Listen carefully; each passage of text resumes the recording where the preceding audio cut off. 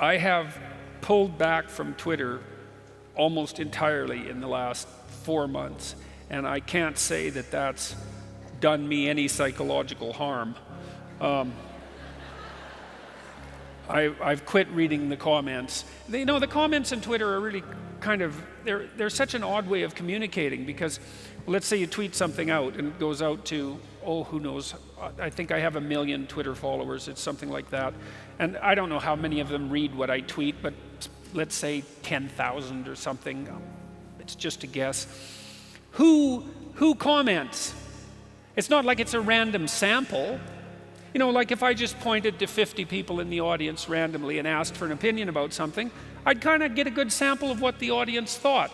But if I said, okay, who had an absolutely dreadful morning and is just as bitchy as can possibly be imagined? Okay, so why don't all you people stand up, okay? And then I'll ask the most miserable of you for your opinion. That's kind of what Twitter's like.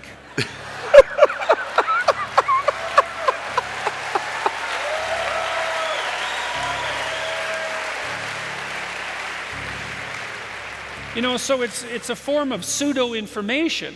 It's like you're communicating with people, and you respond to it like you're communicating with people because, well, you're accustomed to communicating with people, and so that's how you respond. But you don't know what the hell's going on with the person who's commenting. You don't know if they are even real, if they're hiding behind some false pseudonym, or if they're trolling, or like I said, if they just had an absolutely miserable day and need to throw a dart at someone to alleviate some of their stress.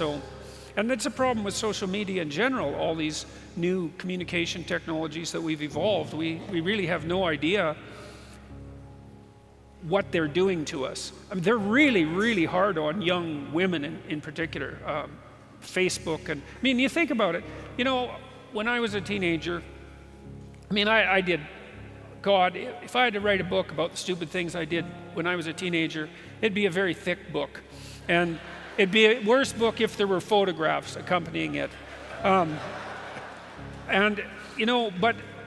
I had this advantage that young people today don't have, which was, well, when my day of stupidity was over, I could go home and it was not there. Like it wasn't on Twitter, it wasn't on Facebook. There wasn't 20 of my friends communicating to me about, what foolish thing I did at the party the night before. And young people now, they're just followed by paparazzi, essentially, constantly. And I've watched that with the young teenage daughters of many of my friends, because my kids were a little too old for that to actually have happened to them. But God, it's miserable. And we know that there is some relationship between the amount of time people use Facebook, for example, and their mental health, which means the more they use Facebook, the more depressed they are. And it might be that the depression is driving the Facebook use, but the causal pathway seems to be the other way around, which is, it's just playing that unbelievably exposed social game.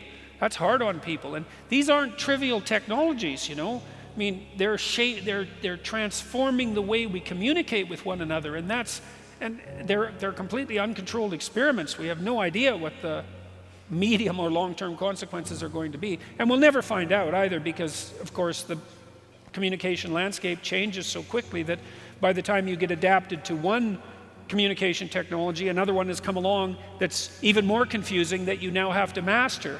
And so, well, that's why it's necessary for everyone to develop their own modicum of wisdom, I believe, because I don't know how else we're going to be able to deal with this technological transformation that's going to is already coming across us like a tidal wave. And you ain't seen nothing yet. The people in Silicon Valley have plans that, well, that make you think that the whole place should probably be bombed just for the safety of the rest of us, because there's tremendous danger in that rapid acceleration of machine intelligence, and we have absolutely no idea where that's headed. So, and maybe it'll be great. It's possible that it'll be great, but power cuts both ways. So hopefully we can control it with our wisdom, and that's pretty much up to each of you to put your lives together so you can make good decisions.